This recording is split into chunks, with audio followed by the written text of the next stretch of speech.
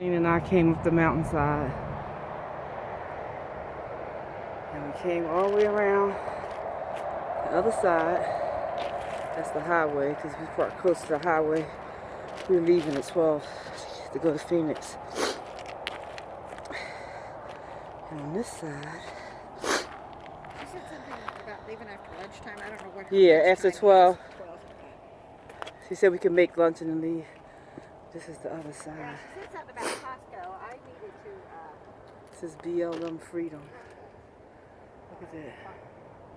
All those are RVs out there. And people come out here and they just park for free along the mountainside amongst nature. Nothing but freedom.